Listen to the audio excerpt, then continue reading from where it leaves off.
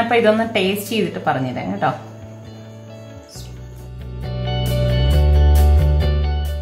നല്ല അടിപൊളി മസാലക്കറിയാണ് കേട്ടോ. അപ്പൊ നിങ്ങൾ എല്ലാവരും ട്രൈ ചെയ്ത് നോക്കണം. വളരെ പെട്ടെന്ന് നമുക്ക് ഉണ്ടാക്കിയെടുക്കാൻ പറ്റുന്നതാണ്. ട്രൈ ചെയ്താൽ മാത്രം പോരാ, നിങ്ങൾ അറിയിക്കാൻ വേണം കേട്ടോ. ഹായ്, എല്ലാവർക്കും സലു കിച്ചനിലേക്ക് സ്വാഗതം. ഞാൻ സമീറ. ഇന്ന് ഞാൻ തയ്യാറാക്കാൻ പോകുന്നത് ചപ്പാത്തിക്ക് പറ്റിയ ഒരു വെജിറ്റബിൾ കറിയുമാണ്. ഒരുപാട് റിക്വസ്റ്റ് എനിക്ക് വന്നു വെജിറ്റബിൾ കറി ഇനി ഒന്ന് കാണിക്കണമെന്ന്. അതുകൊണ്ടാണ് ഞാൻ ഇന്ന് വെജിറ്റബിൾ കറി കാണിക്കാമെന്ന് വിചാരിച്ചത്. അപ്പൊ നമുക്കിത് എങ്ങനെയാണ് തയ്യാറാക്കുന്നത് നോക്കാം. വെളിയിൽ നല്ല മഴ പെയ്തുകൊണ്ടിരിക്കുകയാണ്. അപ്പൊ ഞാന് ഇപ്പോഴത്തേക്ക് മാത്രം പാകത്തിനുള്ള ഗോതമ്പ് മാവാണ് ഇട്ട് കൊടുക്കുന്നത്. ഞാനിവിടെ കുറച്ച് വെള്ളം എടുത്തിട്ടുണ്ട്. ഇതിലേക്ക് ഞാൻ പാകത്തിനുള്ള ഉപ്പിട്ട് കൊടുക്കും. ഈ ചപ്പാത്തിയുടെ ഞാൻ ജസ്റ്റ് ഒന്ന് കാണിക്കുന്നതേ ഉള്ളൂ കേട്ടോ. നിങ്ങൾ എല്ലാവരും ഉണ്ടാക്കുന്നതായിരിക്കും. ഞാൻ ഇതിനു മുൻപും കുറെ വീഡിയോസ് ഒക്കെ ചെയ്തിട്ടുണ്ടായിരുന്നു.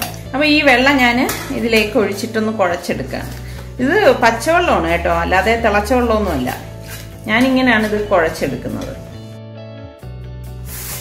ഞാൻ ഏകദേശം ഒരു 2 കപ്പോളം ഗോതമ്പ് മാവാണ് എടുത്തത് കേട്ടോ.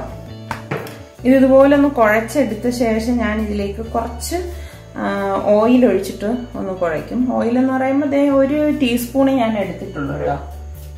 അത് ലാസ്റ്റ് സ്റ്റേജിലാണ് ഞാൻ ഇതുപോലെ എണ്ണ വെച്ചിട്ട് ഇങ്ങനെ കുഴച്ചെടുക്കുന്നത്. പിന്നെ നമ്മൾ എങ്ങനെ കുഴച്ചെടുക്കോ അതിലാണ് ചപ്പാത്തിയുടെ മയം ഇരിക്കുന്നത്. ഇത്രയും മതിയാകും. ഇവിടെ ഞാൻ കുഴച്ചെടുത്തിട്ടുണ്ട്. ഇനി പാത്രം മൂടിയിട്ട് ഞാൻ മാറ്റി വെക്കും. ഇനി നമുക്ക് കറി ഉണ്ടാക്കാം. വെണ്ടയ്ക്ക വെച്ചിട്ടുള്ള ഒരു മസാലക്കറിയാണ് ഞാൻ തയ്യാറാക്കുന്നത്. അപ്പൊ അതിന് വേണ്ടിയിട്ട് ഞാൻ ഏകദേശം ഒരു 10-15 വെണ്ടയ്ക്ക എടുത്തിട്ടുണ്ട്. 3 പച്ചമുളക് എടുത്തിട്ടുണ്ട്. ഇതൊക്കെ നമ്മൾക്ക് എത്രയാണോ വേണ്ടത് അതിനനുസരിച്ച് എടുത്താൽ മതി. എന്നിട്ട് വെണ്ടയ്ക്ക ഈ ഇത്ര ഒരു സൈസിൽ ഞാൻ ഇങ്ങനെ കട്ട് ചെയ്തത് കണ്ടോ. നന്നായി കഴുകിയെടുത്ത വെണ്ടയ്ക്കയാണ് കേട്ടോ ഇത്. ഞാന് പച്ചമുളക് ഒരു 3 എണ്ണമാണ് എടുത്തത്. അതൊന്നും ഇങ്ങനെ കീറിയിടുകയാണ് ഇതുപോലെ. പിന്നെ നമുക്ക് ഈ മസാല തയ്യാറാക്കാൻ വേണ്ടിയിട്ട് ഞാനിവിടെ 2 സവാളയാണ് എടുത്തിരിക്കുന്നത് കേട്ടോ. ഈ സവാളയൊന്ന് ചെറുതായിട്ട് കട്ട് ചെയ്തെടുക്കാം.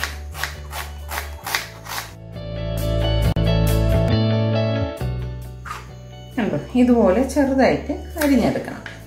ഒരു പാൻ അടുപ്പത്ത് വെച്ച് ചൂടാകുമ്പോഴേക്കും നമുക്ക് ഈ വെണ്ടയ്ക്ക ഒന്ന് ഫ്രൈ ചെയ്തെടുക്കണം. അപ്പൊ അതിന് വേണ്ടിയിട്ട് ഞാനിവിടെ ഒരു 3 ടേബിൾ സ്പൂൺ എണ്ണ ഒഴിച്ചു കൊടുക്കുകയാണ്.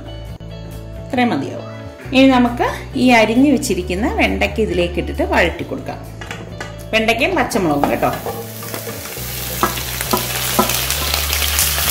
ഈ വെണ്ടയ്ക്കയ്ക്ക് പാകത്തിനുള്ള ഉപ്പിട്ട് കൊടുക്കണം. പാകത്തിന് മാത്രമേ ഇട്ട് കൊടുക്കാവൂ കേട്ടോ. പിന്നെ ഒരു കാര്യം, ഒരുപാട് വെണ്ടയ്ക്ക വാടിപ്പോരുത്. വെണ്ടയ്ക്ക വേഗമാണ്, എന്നാൽ ഇതിന്റെ പച്ച നിറം നഷ്ടപ്പെടാനും പാടില്ല. ആ ഒരു രീതിയിൽ വേണം നമ്മളിത് റെഡിയാക്കി എടുക്കാനുള്ളത്. ഞാൻ ഫ്ലെയിം കുറച്ചിട്ടൊന്നും അല്ല ചെയ്യുന്നത്. ഹൈക്കും മീഡിയത്തിനും ഇടയിൽ ഫ്ലെയിം വച്ചിട്ടാണ് ഞാനിത് വഴറ്റിയെടുക്കുന്നത്. വെണ്ടയ്ക്ക നമ്മൾ ഇതുപോലെ വഴറ്റി വരുമ്പോൾ ഒരു വഴുവഴുപ്പുണ്ടല്ലോ, അതുണ്ടാവും. കുറച്ച് കഴിയുമ്പോഴേക്ക് അതങ്ങ് മാറിക്കിട്ടും കേട്ടോ. ശരിക്കും നമ്മളിങ്ങനെ ഇളക്കി കൊടുത്താണ് ഈ വെണ്ടയ്ക്ക വേവിച്ചെടുക്കാനുള്ളത്. അങ്ങനെ വരുമ്പോഴേക്ക് ഇതിന്റെ കളറൊന്നും നഷ്ടപ്പെടത്തില്ല, പാകത്തിന് വെന്ത് കിട്ടും. ഇപ്പൊ കണ്ടോ, വെണ്ടയ്ക്ക ഇവിടെ റെഡി ആയിട്ടുണ്ട്. ഞാൻ നേരത്തെ പറഞ്ഞില്ലേ, നേരത്തെ കാണിച്ചിരുന്നില്ല, ആ വഴുവഴുപ്പ് ഇപ്പം ഇല്ല കണ്ടോ.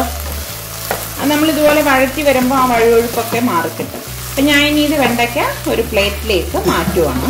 ഇതേ പാനിൽ തന്നെയാണ് ഇനി നമ്മൾ മസാല തയ്യാറാക്കുന്നത്. വെണ്ടയ്ക്കതേ കണ്ടോ, പാകത്തിന് വെന്ത് വന്നിട്ടുണ്ട്.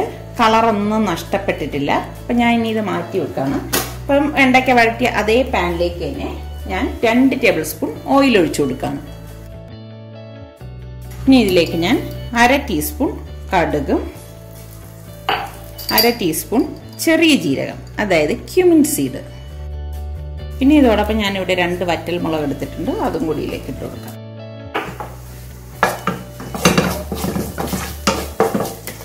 അപ്പൊ ഇതെല്ലാം ഇവിടെ പൊട്ടിയിട്ടുണ്ട്. ഇനി ഞാനിവിടെ കട്ട് ചെയ്ത് വെച്ചിരിക്കുന്ന സവാള ഇതിലേക്ക് ഇട്ട് കൊടുക്കാൻ പോകണം. വഴറ്റി കൊടുക്കാം. ഞാൻ മീഡിയം ഫ്ലെയിമിൽ വെച്ചിട്ട് തന്നെയാണ് ഇത് വഴറ്റിയെടുക്കുന്നത് കേട്ടോ.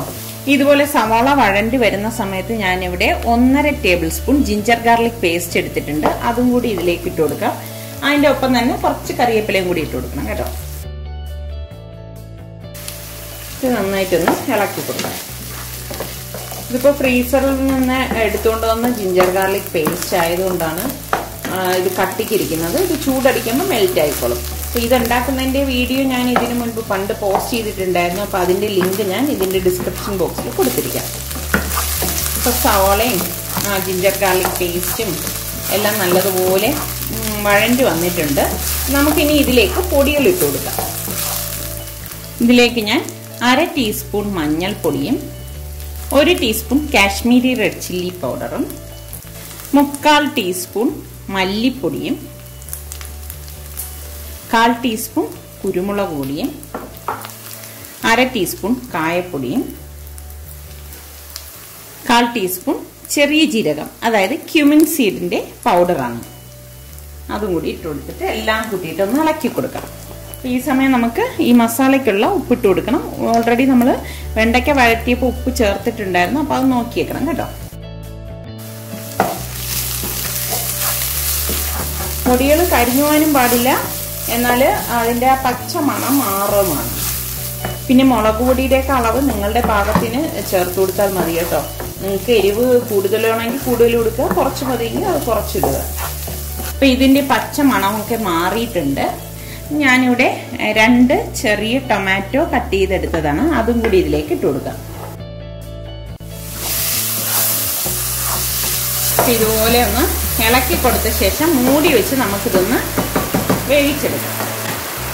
നല്ല സോഫ്റ്റ് ആവുന്നവരെ നമ്മളിതൊന്ന് മൂടി വെച്ച് വേവിച്ചെടുക്കണം. ഞാൻ ഫ്ലെയിം ഒന്ന് കുറച്ച് വെച്ചിട്ടാണ് ഇതൊന്ന് വേവിക്കാൻ വെച്ചിരിക്കുന്നത് കേട്ടോ.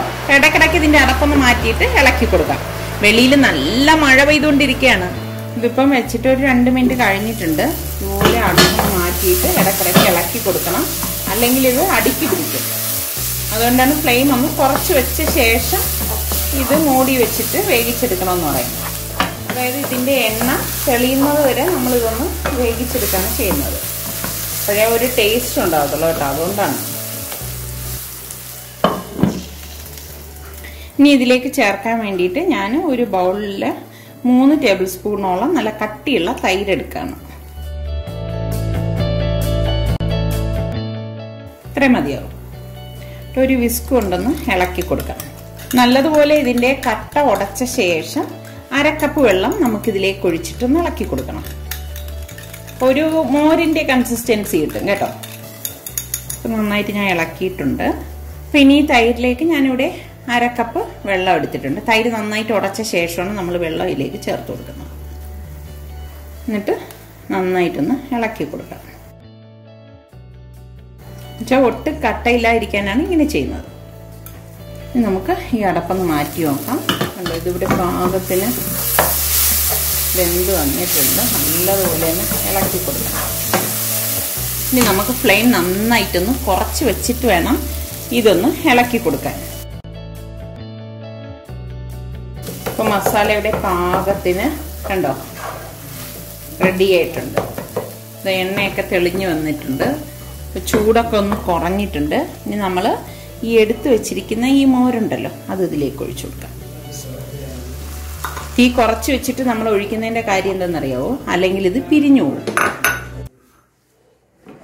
നന്നായിട്ട് ഫ്ലെയിം കുറച്ച് വെച്ചേക്കണം കേട്ടോ, കൂട്ടിക്കളയരുത്. അപ്പം നിങ്ങൾക്ക് ഇതിൽ നിന്നും ലൂസാക്കണമെങ്കിൽ വെള്ളം ഒഴിച്ച് ലൂസാക്കുക. അതല്ല തിക്കാക്കണമെങ്കിൽ നമ്മൾ ഇത്രയും വെള്ളം ഒഴിക്കാതിരിക്കുക. ഇപ്പോൾ ഉപ്പുണ്ടോ എന്ന് നോക്കണം കേട്ടോ. പാകത്തിനുള്ള ഉപ്പൊക്കെ ഉണ്ട്. അപ്പം നമുക്ക് ഈ ഫ്രൈ ചെയ്ത് വെച്ചിരിക്കുന്ന വെണ്ടയ്ക്ക ഇതിലേക്ക് ഇട്ട് കൊടുക്കാം. വെണ്ടയ്ക്കയും പച്ചമുളകും കൂടെ ഫ്രൈ ആക്കിയല്ലേ നമ്മൾ എടുത്തത്. ഉണ്ടല്ലോ, ഇളക്കിയെടുക്കണം.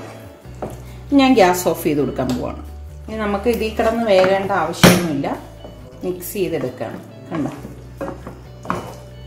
നമ്മുടെ അടിപൊളി വെണ്ടയ്ക്ക മസാലക്കറി റെഡി ആയിട്ടുണ്ട്. ഇത് ചപ്പാത്തിക്ക് മാത്രമല്ല ചോറിനും പറ്റിയ ഒരു മസാലക്കറിയാണ് കേട്ടോ. എളുപ്പമല്ലേ ഉണ്ടാക്കിയെടുക്കാൻ. ഇപ്പം നമ്മൾ കുഴച്ച് വെച്ച മാവുണ്ട്, നല്ല സോഫ്റ്റ് ആയിട്ടുണ്ട്. ഇത് ഞാൻ ഈ ടേബിൾ കൗണ്ടറിലേക്ക് വെച്ച് കൊടുക്കണം. കൂടി നന്നായിട്ടൊന്ന് കുഴച്ചു കൊടുക്കും. നമുക്കിത് ചെറിയ ചെറിയ ബോൾസ് ആക്കി ഉരുട്ടിയെടുക്കാം. ഉരുട്ടി പരത്തിയെടുക്കാം കേട്ടോ. കുറച്ച് ഗോതമ്പ് മാവ് ഇതുപോലെ ഒന്ന് വിതറി കൊടുക്കും. ഈ സമയം ഞാൻ ഇത് ചുട്ടെടുക്കേണ്ട പാൻ അടുപ്പത്ത് വെച്ച് ചൂടാക്കുന്നുണ്ട് കേട്ടോ.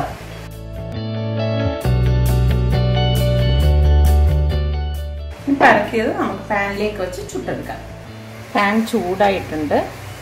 പരത്തിയ മാവ് ഇതിലേക്ക് വെച്ച് കൊടുക്കാം. ഇതിവിടെ ഇതുപോലെ റെഡിയാക്കാനായിട്ട് വെച്ചിട്ട് ഞാൻ അടുത്ത തന്നെ ഉള്ളത് പരത്തിയെടുക്കാണ്. ഇടയ്ക്ക് വന്നിട്ട് ഇതുപോലെ ഇതൊന്ന് തിരിച്ചു വെച്ച് കൊടുക്കും. ഒന്ന് ഇങ്ങനെ ഒന്ന് അമർത്തി കൊടുത്താൽ മതി.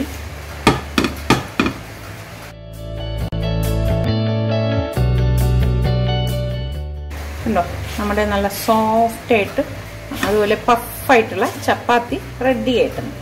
ഞാൻ ഇതുപോലെ ചപ്പാത്തി പ്ലേറ്റിലേക്ക് വെച്ചിട്ട് അടുത്ത പരത്തി വെച്ചിരിക്കുന്ന മാവ് ഇതിലേക്ക് വെച്ച് കൊടുക്കാം. അപ്പം ഇതിൻ്റെ ഒന്ന് അടപ്പ് മാറ്റാണ്. അപ്പം ഞാൻ ഇത് ഒരു സെർവിങ് ഡിഷിലേക്ക് മാറ്റുവാണ്.